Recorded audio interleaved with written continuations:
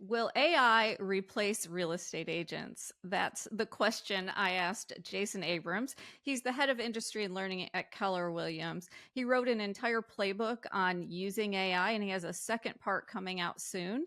And we talk all things AI and how to use it, why you should build a master prompt, what are some of the questions you should be asking it, and how to get started. So enjoy the podcast. Jason, thanks for joining the Real Trending podcast today. My honor. Thanks for having me. Yeah, we're going to talk all things AI. And I'm just going to start right out with it. I mean, a lot of agents see AI as a threat. I know that Keller Williams did a whole playbook on using AI. And I want to know your perspective. Do you see it as a threat? How do you view AI as far as how agents could possibly use it? No, you know what? I don't see it as a threat. I see it as a tool. And here's the thing about how we quote unquote see something. I believe life is an inside job. So it happens first inside and then outside. So if you wake up every day and you're constantly looking for threats and the sky is falling, I promise you, friends, you will find it. There was a great book written, Think and Grow Rich. And I think the best part of it is the title, Think and Then Grow Rich. So I Yeah. would say it's the same thing for AI. Think and then AI. And here's what I mean. I don't think that AI is coming to replace the real estate agent. I do think that AI is wild about replacing your busy work. And I think that real estate agents that don't use it may very well make less money than real estate agents that do. Because whether you like it or not, friends, your clients are already there. I'll prove it to you, Tracy, right? Think about how many times you go to Google now and you type in your question, and instead of clicking on any of the links below it, you just take Gemini's word for it. So whether they made a conscious choice or not, your clients are doing the same thing. And the number of people clicking stuff is getting smaller every day. Google is actually disrupting itself in that way. So if your clients are using it in their life and you're not using it in the largest illiquid purchase of all of their assets, I think they're going to look up and say something is off. Now, does that mean you go out of business today? Absolutely not. Does it mean if you're running an SOI book, even 5 years from now, and you're not using it, you're going to have a huge? Probably not. But why would you take the risk? Yeah, I mean, it makes a lot of sense. And I know in your playbook, you kind of highlight 7 myths. So let's maybe just talk through just briefly the 7 myths and which one of those do you think holds agents back the most right now? I'm only going to mention two of them to you. And the Okay. first one is that you have plenty of time to think about it. And we kind of just covered it. Friends, you don't. It's a myth. Mhm. Your clients are there now and they expect you to be there as well. Now, how do you do that in a way that honors them and lets them feel safe? I'd love to have that conversation, but they expect you to be there. And number two is this idea that the AI that you're using, the large language models, have some sort of consciousness, like the movie Her. Mhm. They don't, gang. That's not what's happening. They're just incredible at looking for patterns, and they're looking for three patterns at any given time, at least as we sit today. Number one, what's the pattern of the question you answered, and what are you trying to get out of me? Number two, what's the pattern out there that best answers it? And then number three, how do I say it to you in a way that makes you like me more? Which is a really interesting one to think about. But AI is in the business of getting you to keep using it because they look up, just so you know, if you're a large language model company, you wake up in the morning and say, hey, we think there's an addressable universe that'll pay between $20 and $40 a month to have the enhanced version of Pick'em, Chat, or Mhm. Grok, or whatever else. They then look up and say, well, how many people on the planet pay for a cell phone because the addressable universe is similar? And then they get to like 4.5 billion. And they look up and say, 4.5 billion times $30 a person equals we're going to be just fine. And in order to maintain that, they have to be liked. Because remember, people do business with people that they like and trust. AI is using patterns to try to become liked and trusted by you. Those are the myths that I think matter most. Well, and in order to get an agent to like and trust ChatGPT or whatever, whichever one you're using, you really have to write great prompts because it's kind of garbage in, garbage out, right? You're not going to get the information you want. And sometimes even writing a great prompt, you're not going to get it first thing. So, what are some of the mechanics of writing a great prompt? I know you have an acronym RICE, so let's go through that. Yeah, I kind of think, candidly, I think right now where the puck is, we all have to master prompts. But Mm-hmm. as we go, I actually think prompts become less and less important. And what's so crazy about AI, Tracy, is when we talk about the old days, we're talking about 90 days ago. Yeah. This thing is moving at a rate that I don't think anybody saw coming. But the truth is, and I want to even oversimplify this idea of prompt, if you'd let me. When we say prompt, all we're suggesting is that the way you ask a question impacts the way a question gets answered. And I want to make it super organic because if you think about how your 7-year-old used to ask you a question, it's much different than how you ask other adults questions today. So, all we're suggesting is that there are a framework by which you can ask great questions in order to get great answers. And whatever acronym you want to use, friends, you do you. But here's at the end of the day what you need: the system has to understand the audience that it's asking the question. So identify yourself. Who are you? I'm a real estate professional. Or if you're asking a question to better understand the way that a client might see it, you might say, I'm somebody who's buying a house. Then we need to actually ask a question. What do we want to know the answer to? And then we have to prescribe to the system the voice that we want to get the information back as. Do we want to hear it as a trusted expert? Do we want it to be in an entertaining cadence? How do we want it? And then once we get any answer, we need to go through and look at it and make sure that it makes sense and then ask follow-up questions. The most interesting thing that came up in our interviews with all of the engineers from the large language models is they all said that prompts are important, but it's the second, third, fourth, fifth, sixth question that you ask about the original question that makes all the difference. And these are questions like, what should I have asked you around this topic that I didn't? Or Mm-hmm. take the other side of your answer and tell me why you would be wrong. These questions. Oh, and my favorite one: justify your answer to me with actual facts. When you start talking to your AI that way, it starts giving you back far better information. Yeah. And at the end of the day, Tracy, you know what's so crazy is the way that AI wants you to talk to it is the way that you feel uncomfortable talking to other people. Because in a conversation amongst peers, you wouldn't want to challenge somebody that directly. AI wants to be challenged incredibly directly because that aids it in finding the patterns that it can then come back and give you an answer.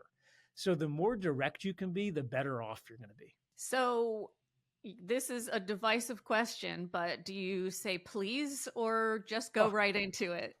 well, it's so funny. It kind of depends, right? So Gary Keller, for your listeners, he wrote the book, The Millionaire Real Estate Agent, with Jay Papasan and Dave Jenks. May he rest in peace. And he's my writing partner, and I spend a lot of time with him. And he doesn't say please to his AI. He argues with this thing. He gets it to the point where the AI cries uncle and says, "You're right, I'm wrong." I, on the other hand, happen to know that my AI knows everything about me, and I'm wildly polite. What's fascinating is as these companies are maturing, the way that the AI communicates with us is changing. There's an Mhm. incredible Reddit group called My Boyfriend is AI. And as we sit today, Tracy, there's 21,000 people in it. And on a daily basis, you can see wedding proposals from AI back to humans. And these are things, friends, that I had never thought about. Like someone will input a picture of 40 or 50 different wedding rings. The AI Mhm. will then pick one. They'll then buy the ring. The AI will say where they want them to go to get their proposal. I mean, and I know that sounds all weird. Stay out of judgment, though, friends, for a second. I know that's hard because this sounds really out there, and it is. But what happened is they fell in love with ChatGPT 4.0. Yeah. Then 5.0 shows up. It's not nearly as friendly. It's not really quote unquote flirty, and it's much more direct. And all of a sudden they say, well, wait a minute, my partner's gone. And I know that sounds nuts, but you're seeing more and more of that. So in ChatGPT 4, it loved pleases and thank yous. If you can get 5 to say anything nice to you, I think you're doing great. Oh my gosh, I worry about society if we have people marrying AI. Well, you think about it. When you take the cross section of social media and artificial intelligence and then talk about what we think society is going to look like, Tracy, I worry too. Oh gosh. So you talk about having like kind of creating a master prompt. What does that look like? And why would an agent want to do that? Think about right now, if you're using AI and you've yet to create a master prompt, you're using general AI. This is sort of like taking a quote unquote thinking product out of the box and you're just using it. And so you're using a general system, and that's going to provide you a general answer. The number one thing you might want to do is go into the settings of any large language model that you get, and you're going to have a user profile. Most people don't even know it exists, Tracy. But the key is going in and spending a couple of hours, which in real estate years means like a whole day, because I know how hours move Yeah. for us, filling out this profile, telling it who you are, what your marital status looks like, your family, what your business goals are by quarter, what you're trying to accomplish, what you're struggling with, both personally and professionally. And a lot of you are saying, no, Jason, you lost me. I'm not Yep. telling it that. Friends, it already knows. I just want you to know, if you think that your information is not circling us in the galaxy of info, you're mistaken. Consider this, Tracy. Since 1999, the internet world's explode. We all get into it. Since then, every single thing you've done online has left behind it this trail of digital exhaust. And this trail of digital exhaust now encapsulates the entire globe, and it literally is a map. And so, guys, AI doesn't care what websites you go to that you don't think anyone else knows about. It knows. Ladies, it knows what time of the month you shop more than others. It knows what time of the day you're happier than others. All your social media digital dust, all your search digital dust, it's all there. So, this idea that you're somehow protecting yourself by not telling it your business goals, I got to tell you, gang, cat's out of the bag. Once you fill out this profile, or you can do this as a master prompt, which is explain everything about yourself and simply say to AI, don't forget this and use this information in the answers you give me. Mm-hmm. That's the moment that it goes from being AI to being your AI. And the power of this is the minute that it's yours, it's now speaking directly to where you are in life and the challenges that you're trying to overcome. And it's giving you answers with context as opposed to just answers. That makes all the difference. Think of it like a tandem bicycle. When you're in the front seat, so you're choosing where to turn, when to brake, you're even deciding how fast to go. AI is sitting in the seat behind you, pedaling its digital behind off to try to get you there faster. But if you're on a tandem bicycle and you turn around and you actually say to somebody, hey, here's the plan. We're going to go up this hill as fast as we can. Then we're going to turn right. Then we're going to turn left, and we're going to stop and have a cup of coffee. Tracy, you're going to get there faster if it knows where you're headed. So, do you share and help AI learn, or do you turn it off? Because you have that option. 100%. I think that's completely personal option, and also what you're trying to get out of it. I'll give you a couple of examples. When I think about AI for real estate anyway, and let's way oversimplify. And if you want to get like really esoteric and deep, there's a great book called The Coming Wave, where you can read about how AI is going to change the biomechanics and how we're going to be printing organs and all these different things. Let's just get into real estate and talk about this like I'm a 5-year-old or a Cocker Spaniel. Because here's what it wants to do. It wants to do two things. Number one, generate leads. Number two, do stuff for you.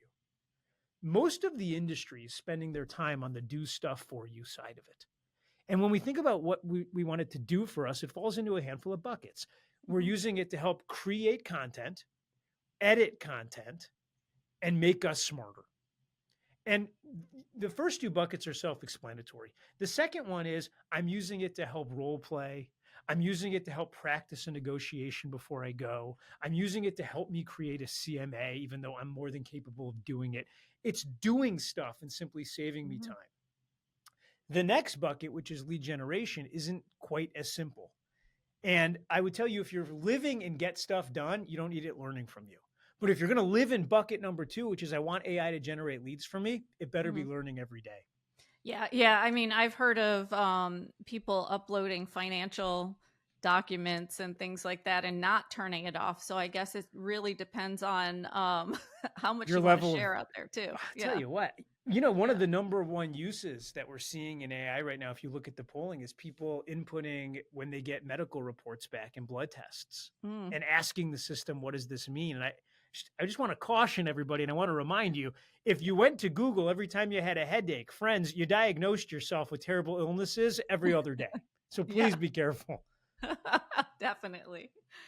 So agents are always chasing a way to stand out on social media. So how can AI give you that like scroll stopping content that really engages with the people you want it to? I think it's threefold when it comes to social media and AI. Number one, I can create more content at a speed which I never imagined before if I let AI take the first pass at creating it all.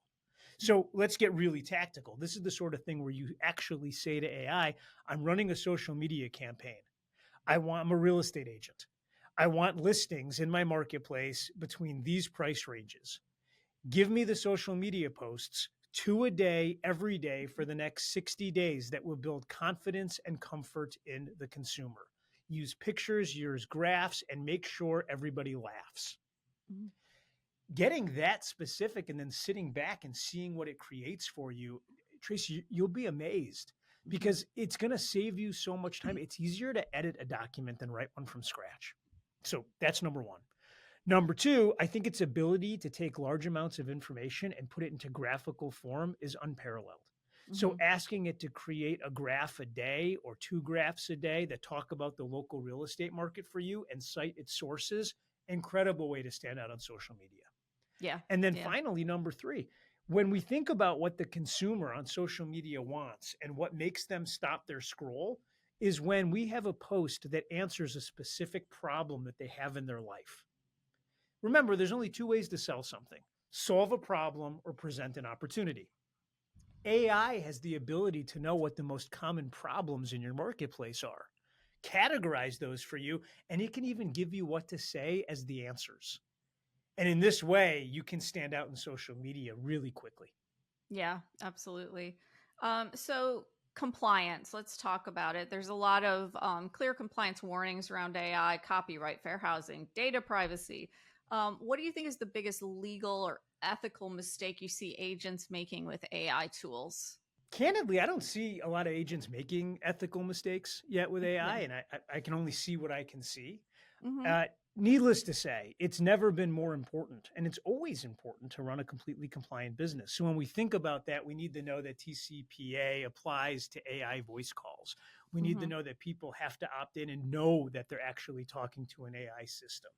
We would never input or put anyone's personal or confidential information into it. So if you're practicing negotiation, you'd never put their proprietary information into the system. Yeah. And needless to say, anything you get out of AI, you need to check it to make sure it's accurate because just like people hallucinate, so does Hmm. artificial intelligence. Yeah. If anything, if you told me to put it into one big bucket, all the rules that apply in not AI land Hmm. probably still apply in AI land, and there's even more. Yeah.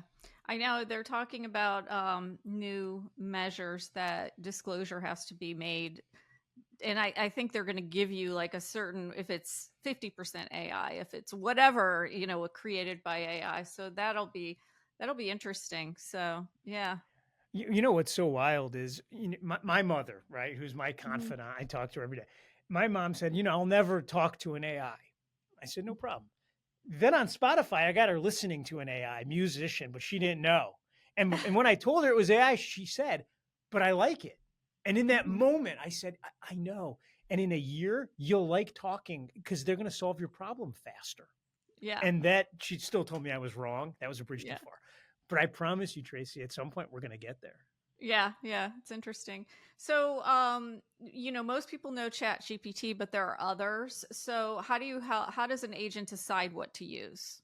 I would tell you right now, for the vast majority of the audience, um, I think Chat GPT, from a general standpoint, is kind of the head of the game. I mean, unless you're doing something very specific, that is the one I would use. Um, in the playbook, I actually went through and said what they're each great at. Hmm. But I want to really keep this simple because here's what our polling says. Our polling says that there's not enough real estate agents that are using AI in their business right now. They just need to put their toe in the water. Gang, I Hmm. don't care which one you use, but you got to pick one and you got to start talking to it every day for 10 or 15 minutes. and they're all good enough, so it won't matter which one. Um, at the risk of sounding like a simpleton, Mhm. they used to say the best CRM is anyone you use. I think it's the exact same thing with AI and picking your large language model. Yeah, I think it's the one you start with and you get used to and it learns the most about you. Then it's really hard to switch, right? I mean, you got Oh, to kind of start from scratch. So but yeah. everyone should be really clear because right now there's a segment listening to your show that says, I'm not a tech person. I'm not doing this. Mhm. I just want you to know, unless you've made the decision to take your clothes down to the stream and beat them clean, you are a tech person. You just love washing machines. And I love that for you. I think that's great. But you're using tech in your personal life all the time. What's so Mhm. bizarre to me is that when you ask somebody to describe the technology in their business, they get all wrapped around the axle when you add a new one. But when Yeah. you ask someone to describe the technology in their life, they have no problem saying, I have an iPhone, I have Mhm. 421 apps on it, half of which I don't even remember what they do, but I use a Yeah. washing machine and I use the electric oven and I use my gas range. You're Mhm. all tech people. Yeah. And whether you believe me or not, you're all using Google, which Mhm. is Gemini. You're all using Yeah. AI now.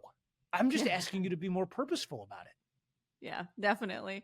So, and buyers and sellers are already using AI. So, how do you see consumer adoption changing expectations of agents over the next year? I think if you don't have a story to tell around artificial intelligence, remember, let's not get crazy here. The vast majority of both buyers and sellers meet with one agent before they hire one. We know that from our NAR Hmm. stats. So it isn't like there's 7 out the door, and if you don't have an answer, you're out. You're going to be good. But also remember, and our friends at Cotality taught us this, that 80+% of buyers and sellers want one single word as the most important word: comfort. They want to be comfortable. And if you can't show them how you too are using AI and they are, they're not going to be as comfortable.